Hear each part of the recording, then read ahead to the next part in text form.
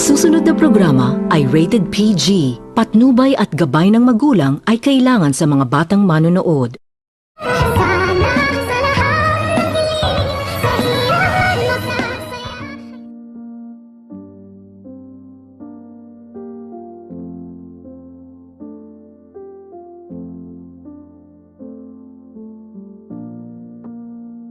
Abot langit ang tuwa ni Lynette pagkatapos nitong marinig ni Lynette ang sinasabi ni RG sa kanya na bumalik na ang kanyang alaala at naalala nito ni RG na mayroon itong hawak-hawak na annulment letter dahil gusto na itong makipag-divorce sa kanyang asawa na si Moira.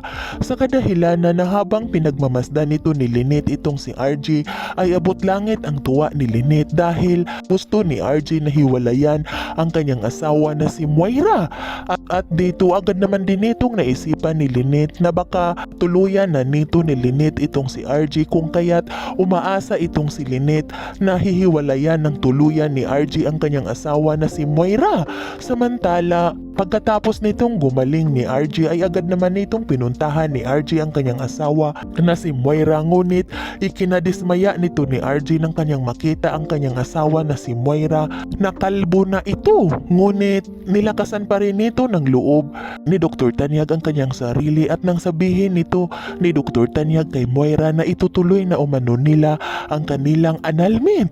Sa kadahilanan na labis-labis naman din itong nasasaktan itong si Moira sa kanyang naririnig galing sa bibig ni RG na kanyang asawa na itutuloy na ang kanilang annulment. Sa kadahilanan na agad naman din itong nagpapanggap itong si Moira at bigla itong nawala ng malay. Sa kadahilanan na dali-dali naman din itong tinulungan ni Robert ang kanyang asawa na si Moira at agad nitong sinakluluhan ni Robert at dito nang magising na pakunwari itong si Moira ay agad naman itong nagmamakaawa itong si Moira na wag nitong gawin ni Robert sa kanya na itutuloy ang kanilang annulment. Sipin umano ni Robert ang kanilang anak na si Zoe. Pag malaman ni Zoe ang gusto ni Robert ay paninigurado umano itong masasaktan. Yan ay ating aabangan sa susunod pang pangyayari sa kaganapang ito ng abot kamay na pangarap. Huwag mong kalimutang isubscribe at i-hit ang notification bell ng aking channel.